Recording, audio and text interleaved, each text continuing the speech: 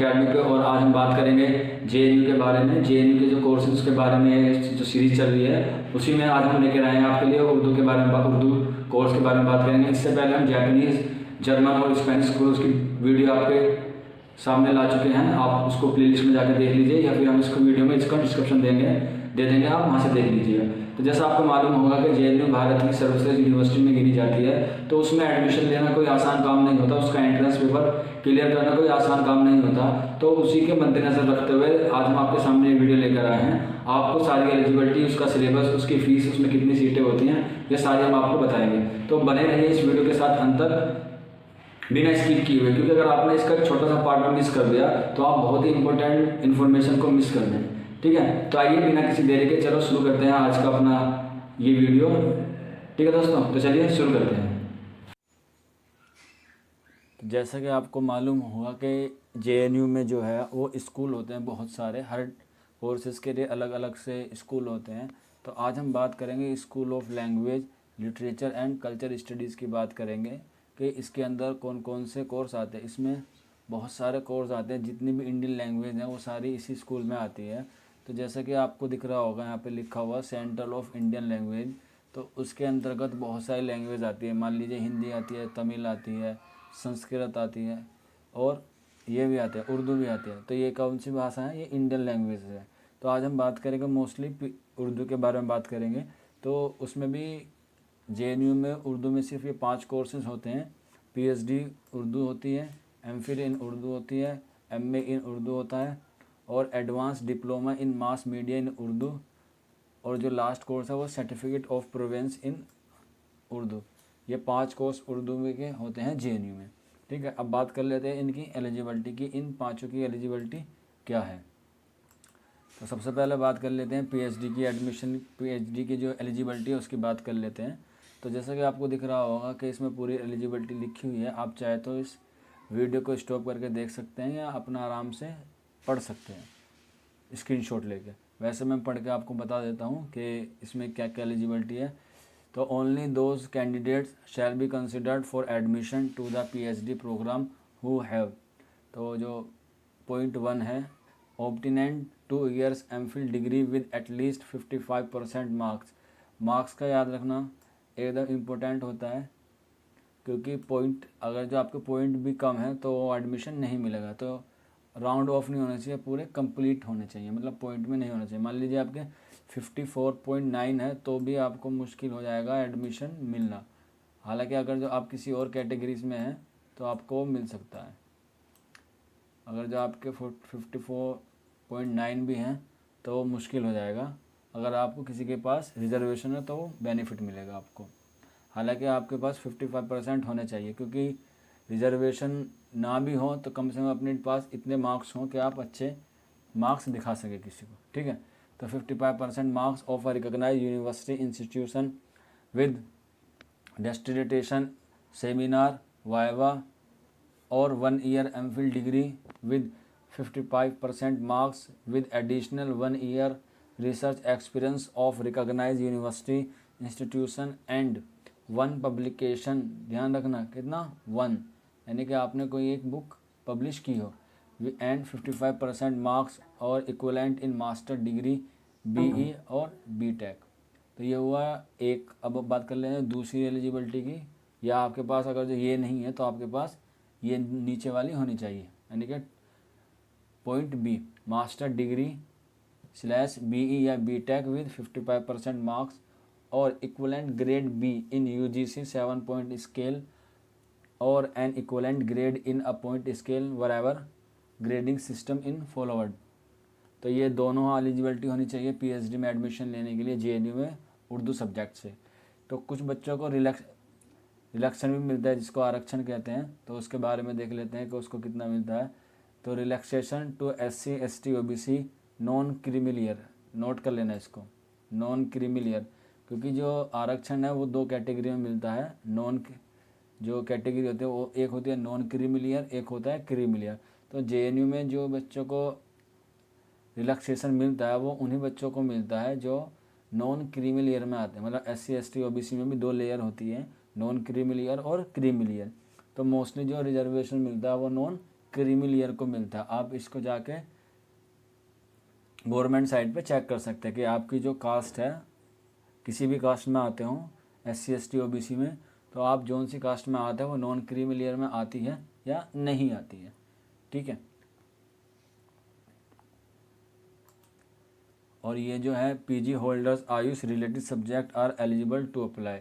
जो PG holder होते हैं आयुष से, वो भी PhD में एडमिशन लेने के लिए एलिजिबल होते हैं JNU में उर्दू सब्जेक्ट से।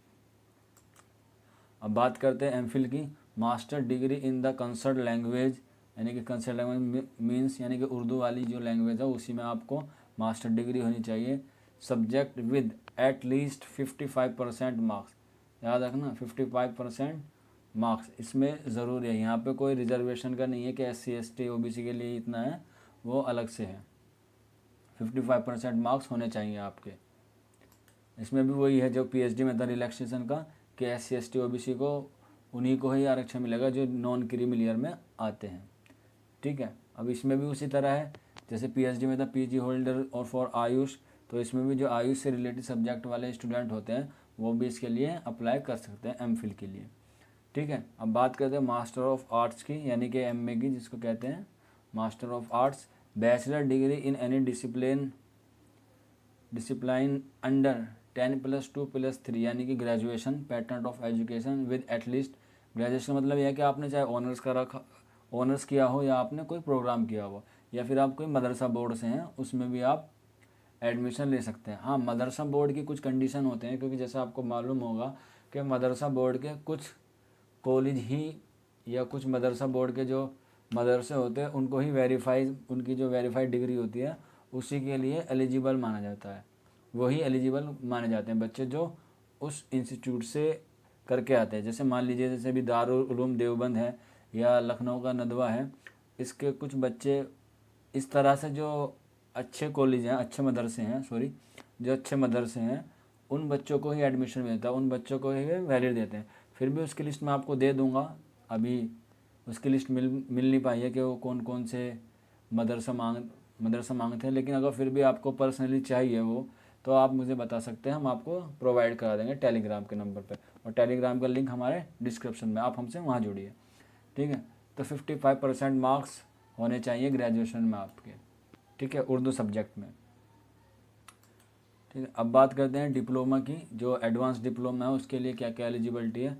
अ bachelor degree under 10+2+3 pattern of education with a minimum of 55% marks in aggregate with Urdu as one of the subject at high school और इंटरमीडिएट और BA लेवल, यानी कि आपने BA किया हुआ हो 10+2+3 के पैटर्न पे और आपके 45% मार्क्स आए हुए हों। ठीक है, कितने 45% मार्क्स, और आपके पास उर्दू सब्जेक्ट होना कंपलसरी है, चाहे वो आपके पास हाई स्कूल में रहा हो, इंटरमीडिएट में रहा हो या BA लेवल पे रहा हो, तभी ये आप कोर्स कर सकते हैं। ठीक है। और ये 1 साल का होता है। अब बात करते हैं सर्टिफिकेट की। तो एटलीस्ट सीनियर स्कूल सर्टिफिकेट 10+2 और examination recognise as equivalent thereto with a minimum of 55% marks in aggregate, यानी कि आपको 12वीं में 45% के साथ पास की होनी चाहिए, तभी आप ये कोर्स कर पाएंगे। ठीक है। तो ये हुआ PhD की, MA की, MPhil की और एडवांस डिप्लोमा की, ये सब की एलिजिबिलिटी हुई। अब बात कर लेते हैं, आगे बढ़ते हैं अगली तरफ। तो ये एक टेबल है जो बहुत ही इम्पोर्टेंट है। ये मोस्टली कम बच्चों को पता होता है कि किस तरह से अप्लाई करता है। मैं आपको बता देता हूँ। फिर भी जो लोग पिछड़े हुए इलाके से आते हैं, जैसे कि आपको पता होगा कि यूपी हमारे देश में कुछ इलाके बहुत बैकवर्ड होते हैं, तो उनकी शिक्षा को और ऊपर उभारने के लिए JNU में उन बच्चों को प्रोत्साहित किया जाता है, मतलब उनको नंबर कुछ एक्स्ट्रा दिए जाते हैं।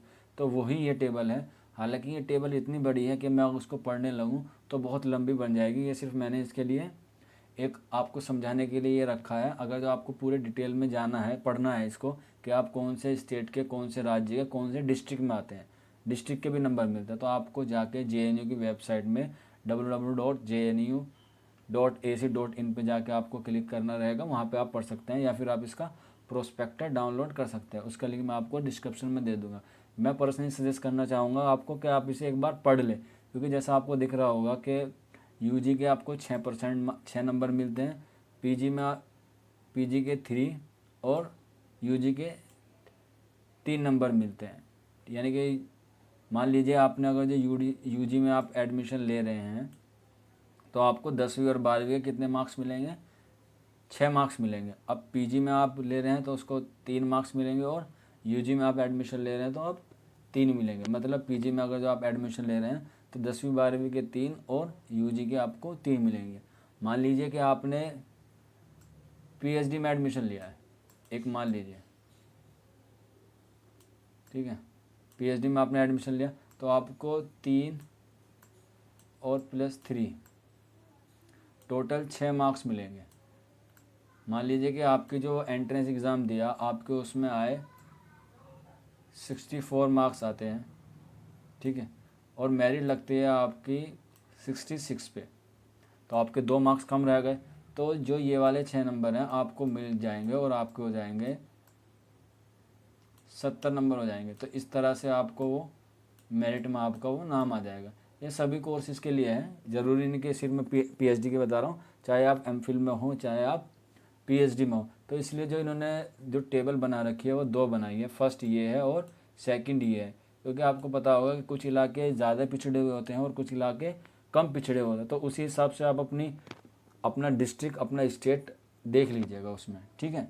तो ये हुआ एक टेबल हुआ है, इसको आप समझ लें, अच्छे तरीके से समझ लें और अपना स्टेट वहाँ पे अपना स्टेट या अपना डिस्ट्रिक्ट को उसमें देख लें, ठीक है। अब बात करते हैं अगले पॉइंट की, अगले टॉपिक की। तो अगला टॉपिक है फ़ीस। जैसा आपको पता होगा कि जेएनयू एक सरकारी संस्था, तो इसकी फ़ीस भी बहुत कम होती है, मोस्टली अदर यूनिवर्सिटी से बहुत कम होती है।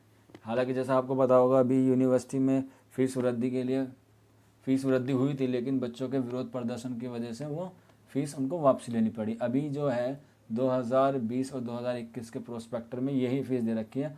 आप अपनी क्लास के हिसाब से अपनी फ़ीस देख लीजिए कि आपकी फ़ीस कितनी है। पूरी सबकी फ़ीस है, ट्यूशन फ़ीस स्पोर्ट्स फ़ीस मिला के सारी इक्वल है, ठीक है। अब बात कर लेते हैं कि किस सब्जेक्ट में कितनी सीटें होती हैं, ठीक है। तो जैसा आपको पता होगा पीएचडी 2 तरीके से एडमिशन लेती है जेएनयू पीएचडी में, एक एंट्रेंस लेती है और एक जो नेट जेआरएफ क्वालिफाई कर लेते हैं उस तरीके से। तो जैसा आपको दिख रहा होगा स्क्रीन पे, सबसे पहले जो हेडिंग है वो है पीएचडी थ्रू नेट जेआरएफ। तो जो बच्चे का नेट जेआरएफ करके पीएचडी करते हैं उनके लिए कितनी सीटें हैं, तो उसके लिए सीट हैं 2, एक जनरल की सीट है और एक ओबीसी की। तो टोटल कितनी सीट हैं, सिर्फ 2 ही सीट हैं, ठीक है। और अब बात कर लेते हैं पीएचडी थ्रू जेएनयूई यानी कि Jawaharlal Nehru university entrance exam. तो उससे एक भी सीट नहीं है, कितनी, 0 है। एन का मतलब है नॉट अवेलेबल, चाहे तो आप प्रोस्पेक्टर में भी दे सकते हैं। तो ये वाली जो सीट हैं इसमें जेएनयू में एंट्रेंस ही नहीं है। जिन बच्चों ने नेट जेआरएफ क्वालिफाई किया होगा सिर्फ उनको ही जेएनयू में पीएचडी में एडमिशन मिलेगा उर्दू सब्जेक्ट में, ठीक है। अब बात कर लेते हैं एमफिल की।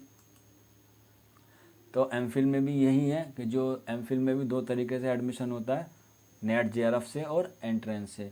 लेकिन जैसे कि पीएचडी में भी एंट्रेंस की कोई सीट नहीं थी, एमफिल में भी उसकी कोई सीट नहीं है, ठीक है। तो एमफिल की जो सीट है नेट जेआरएफ की वो है 1 सीट है बस, और वो भी किसकी है, सिर्फ जनरल की है, ना एससी की है, ना एसटी की है, ना पीडब्ल्यूडी की और ओबीसी की भी नहीं है। तो सिर्फ 1 सीट है जेआरएफ की और वो है उर्दू से, उर्दू की वो भी जेआरएफ की, ठीक है। आइए अगली तरफ बढ़ते हैं, अगली क्लास की तरफ। अब बात कर लेते हैं एमए की। तो एमए में जो सबसे ज़्यादा सीट है वो है 39 सीट हैं। सबसे ज़्यादा जो सीटें हैं उर्दू में वो एमए में ही हैं, और उसमें से भी इसको डिवाइड कर लेते हैं कि कौन सी कैटेगरी में कितनी है। तो सबसे पहले बात कर लेते हैं जनरल की। तो जनरल की है 15, एससी की 6, एसटी की 3, पीडब्ल्यूडी की 2, ओबीसी की 11, ईडब्ल्यूएस की 4, और तो इस तरह से टोटल हुआ 39। तो सबसे ज़्यादा जो सीट हैं उर्दू में अगर किसी कोर्सेज में है तो वो एमए में है, ठीक है। अब बात करते हैं पार्ट टाइम की, जो एडवांस डिप्लोमा वाले थे। तो जो उसमें एडवांस डिप्लोमा वाले हैं उसमें जो सीटें हैं वो है 25 सीट हैं टोटल। उसमें से 10 जनरल की हैं, 10 एससी की हैं, 4 एससी की हैं, 2 एसटी की हैं, 1 पीडब्ल्यूडी की है, 6 ओबीसी की है, 3 ईडब्ल्यूएस की हैं और टोटल है 25। सेम दोनों ही पार्ट टाइम कोर्स में टोटल सीट दोनों ही 25 है और कैटेगरी में भी सेम है। ठीक है। अब बात करते हैं सबसे इम्पोर्टेंट टॉपिक की, जो बच्चों को जानने की इच्छा होती है सबसे ज़्यादा, कि पिछले साल कितनी मेरिट लगी थी जेएनयू की, कि हम उसकी मेहनत कितनी करें कि हमारा नंबर पहले में आ जाए, तो पहली मेरिट में आ जाए। ठीक है। तो आइए बात करते हैं मेरिट की। तो जैसा आपको पता होगा या आपको जानने के इच्छुक होंगे कि जेएनयू में जितनी भी मेरिट आती हैं, जितने भी बच्चे एडमिशन लेते हैं, यानी कि जितने भी बच्चे एंट्रेंस देते हैं, उसमें से कुछ बच्चों का एंट्रेंस क्लियर हो पाता है और उन बच्चों के लिए ही जेएनयू सिर्फ मेरिट निकालता है। यानी कि मेरा कहने का मतलब ये है कि जेएनयू की जो मेरिट है वो सिर्फ एक ही आती है, दूसरी नहीं आती। बहुत ही रेयर केस में कोई दूसरी मेरिट आ जाती है, लेकिन अगर कोई दूसरी मेरिट आ भी जाती है तो उसमें से भी 1 या 2 ही बच्चे को उसमें सिलेक्ट किया जाता है और वो पॉइंटों में गिरती है। ठीक है। ऐसे नहीं कि 4-5% नंबर एकदम से गिर जाते हैं, नहीं, सिर्फ 1 या 2 ही पॉइंट गिरते हैं। ठीक है। तो बात कर लेते हैं सबसे पहले एडवांस की, डिप्लोमा की, जो मास मीडिया का होता है। तो उसमें जो मेरिट लगी थी वो जनरल की लगी थी 58 पे, एससी की लगी थी 34 पे, एसटी का कोई कैंडिडेट नहीं था या नहीं होगा या उसकी लगी नहीं होगी, ओबीसी की लगी 50 पे और फिजिकल हैंडीकैप की लगी है 42 पे, ईडब्ल्यूएस की लगी है 50 पे। ठीक है। और एफएन की कोई मेरिट नहीं है। ठीक है। अब बात करते हैं सर्टिफिकेट इन उर्दू की। तो इसमें जो मेरिट लगी है वो है 72 जनरल की, एससी की लगी है 55, एसटी की लगी है 41, ओबीसी की लगी है 62, फिजिकल हैंडीकैप की लगी है 60 और ईडब्ल्यूएस की लगी है 61 और एफएन की 0 है। ठीक है। तो ये मेरिट लगी है सर्टिफिकेट की। तो एडवांस मास मीडियम में तो एक ही मेरिट लगी थी, लेकिन जो सर्टिफिकेट है उसमें दूसरी मेरिट आई है जेएनयू की, लेकिन वो भी सिर्फ किसके लिए आई है, वो सिर्फ एससी के लिए आई है। तो वो कितनी मेरिट पे लगी थी, वो लगी थी 51 पे लगी थी। ये जो मेरिट है ये पिछले साल की बता रहा हूँ, जो 2019 में एंट्रेंस क्लियर हुआ था उसकी। ठीक है। अब बात कर लेते हैं एमए इन उर्दू की, उसमें कितने मेरिट पे लगी थी। जैसा आपको मालूम होगा कि एमए में 100 क्वेश्चन पूछे जाते हैं और उसी में से उसकी परसेंटेज निकाल के मेरिट लगती है। तो जो जनरल की मेरिट लगी थी वो लगी थी 64 पे, एससी की लगी 25 पे, एसटी की लगी 49 पे और ओबीसी की लगी 63 पे, पीएच की लगी है 53 पे और ईडब्ल्यूएस की भी सेम है 53 पे और एफएन की कुछ भी नहीं, मतलब 0। तो इसका मतलब ये है कि आप ये ना समझें कि इसकी मेरिट इतनी कम क्यों है, क्योंकि मैं आपको बता दूं कि जेएनयू का एंट्रेंस पेपर पिछली बार उर्दू का बहुत टफ आया था, इसलिए बहुत कम बच्चे उसमें सिलेक्ट हो पाए थे। तो आपको मेहनत इतनी अच्छी करनी है कि आपका जो नाम है वो पहली मेरिट में ही आ जाए। ठीक है। चलिए अब अगला देख लेते हैं। तो जैसे मैंने पहले कहा था कि इसकी मेरिट इसलिए टफ आई थी क्योंकि बहुत कम बच्चों का एग्ज़ाम क्लियर हुआ था।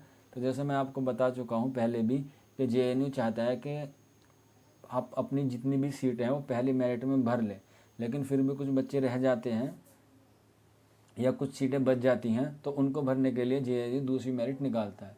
ठीक है। तो जैसे मैंने कहा था कि सिर्फ वो पॉइंटों में गिरता है। तो जैसा आप देख रहे होंगे कि एमए की जो दूसरी मेरिट आई है वो सिर्फ 2 कैटेगरी के लिए आए हैं, वो है ओबीसी और ईडब्ल्यूएस। और आप उसमें फ़र्क देख सकते हैं कि ऊपर है 63 और नीचे कितना है, सिर्फ 62, यानी कि 1% ही गिरी है और 1% में भी बहुत बच्चे शामिल हो सकते हैं। तो इसीलिए उसको मद्देनज़र रखते हुए जेएनयू पहली मेरिट में ही सीट भरने की कोशिश करता है। ठीक है। और अब जैसे दूसरे आपको दिख रहा होगा कि ईडब्ल्यूएस में पहली मेरिट लगी है 53 पे और दूसरी लगी है 52 पे। ठीक है, तो ये हुआ पूरा मेरिट का। और रही बात पीएचडी और एमफिल की, उसके लिए अलग से कैटेगरी बनती है, क्योंकि आपको मालूम होगा कि एमफिल और पीएचडी में वाइवा भी होता है, सेमिनार भी होता है और थीसिस वगैरह को भी होता है, तो उसकी मेरिट अलग से बनती है। वो इंटरव्यू भी, उसके मार्क्स वगैरह जुड़ते हैं, उसके लिए हम अलग से आपको वीडियो प्रोवाइड करा देंगे। ठीक है, तो हमें उम्मीद होगी कि आपको ये चीज़ें समझ में आई होगी। इस वीडियो को ज़्यादा से ज़्यादा शेयर कीजिए। ठीक है, और अगर जो आपके मन में कोई भी डाउट है तो प्लीज़ हमसे पूछ लीजिए।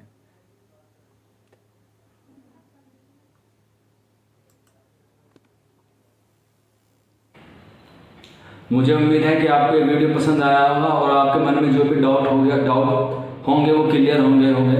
लेकिन अगर फिर भी आपके मन में कोई डाउट है या आपको कोई क्वेरी है तो आप प्लीज़ हमें कमेंट बॉक्स में बताइए, या हमारे टेलीग्राम ग्रुप में भी जुड़ सकते हैं, जिसका लिंक मैं आपको डिस्क्रिप्शन में दे दूँगा। ठीक है दोस्तों, तो आप अपनी तैयारी अच्छे से करते रहिए, और कोई परेशानी है या कोई प्रॉब्लम है तो आप हमसे रब्ता कर सकते हैं। ठीक है, तो हम आपको अगली वीडियो में बताएंगे कि किस तरीके से मैंने जेएनयू का एंट्रेंस क्लियर किया और मैंने कौन कौन सी किताबें पढ़ी और मैंने क्या स्ट्रेटजी अपनाई। ठीक है, तो फिर मिलते हैं अगली वीडियो में इसी टॉपिक के साथ। तब तक आप अपना ख्याल रखिए, अपने घरों में रहिए, स्वस्थ रहिए। Thank you for watching this video.